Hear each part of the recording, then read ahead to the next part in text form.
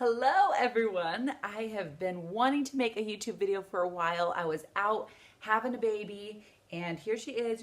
Once I've had her, I've been thinking, I gotta make a YouTube video, I gotta make one, but there's just never a good time. So now I have her strapped onto me. Let's hope that she's good during this video so I can keep on going.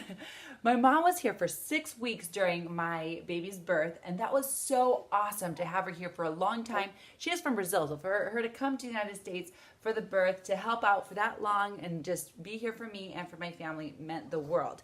While she was here, I learned a lot of things from her, just practical little tips. A lot of them she didn't even teach me using explicit words. She just did them. And as I watched her, I learned from her. Other things she did actually say with her words. So I thought, man, these mom tips are so great. I want to share them with other moms. And these are the tips. There's for practical living, cooking, and raising kids. These are just some things I've been thinking about over the past couple weeks since she's been gone.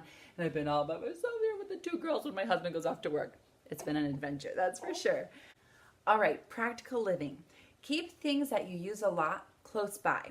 Our vacuum cleaner we'd leave down in the basement, and I hate vacuuming, so my husband vacuums. What a wonderful husband.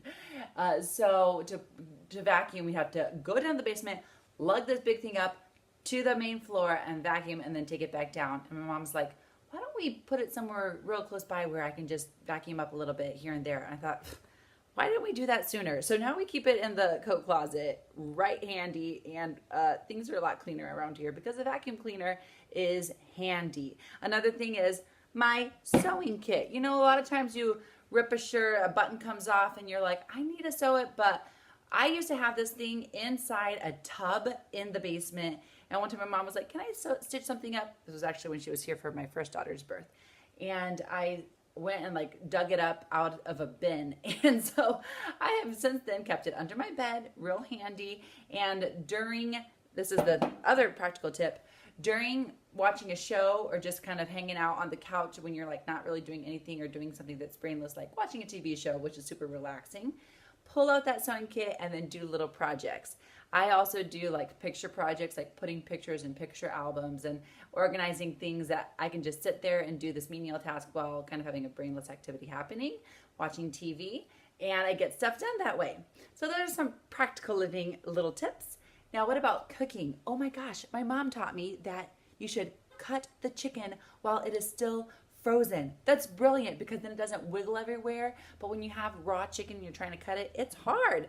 Another thing is when you have the little kiddos, you kind of got to prep food while they're sleeping. So when the kids are down for the nap, that's a perfect time for you to prep the food, cut up the chicken, make the salad, prepare the water for making the noodles or whatever it might be. Prep that food while the kids are sleeping so that when they wake up and it's time to make dinner, it's boom, boom, boom, real fast, and you can make dinner for you and your husband and kids. All right, tips for raising children. Newborns. You can't spoil a newborn. Letting them cry it out, you're like, you can't spoil them. So cuddle them, hold them as much as you can because they're only going to be at this age for such a short period of time. Time flies, as I'm sure you have been noticing. And another thing for newborns is their butts get so raw because they poop all the time. They nurse and poop. That's what they do. Cry, nurse, poop, sleep. And eat. They eat a lot. And while they're eating, they're also pooping. And then you rub their little butts and they get so raw. So instead of just always wiping them and changing their diaper, my mom taught me, give them a good butt wash every day. Just stick them under the sink, wash their butt real good. And then, and we like to use handy dandy butt paste, Desitin, something to keep their butts from getting raw. And that really helps.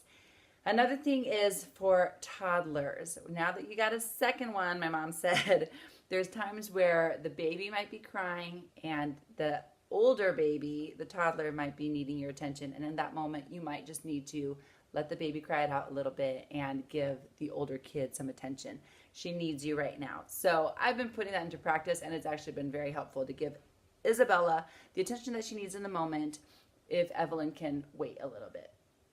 And for disciplining, dun, dun, dun, dun, discipline so that it hurts. The spanking has to hurt, whether it be a spanking or whether it be putting them in their room for a timeout. Whatever you choose to do for discipline, it's got to hurt so that they learn from it. If it doesn't hurt, if you're just every time you're going to spank them, they're not going to learn from it. They'll just do it again. It's going to become a game. So the discipline has to hurt. And then the last little tip was remove the child from the temptation. So if you're saying no, you're setting a very clear boundary. Don't just let them stay in that area. Just like keep watching them. Are they going to do it or are they not going to do it? You're like watching them to see if they're going to fall into the sin, into the disobedience. Instead, tell them, make the boundary very clear, but then remove them. For example, Isabella was throwing Evelyn's socks the other day, throwing them off the bed, making a mess. I said, Isabella, no, that is a no. And she knew what she was doing. So instead of just leaving her there with the temptation of the socks in her hands, am I going to throw it or not? Am I going to listen to mom or disobey? I just said, all right, let's go. And I picked her up and I took her to another room away from the socks, away from the temptation.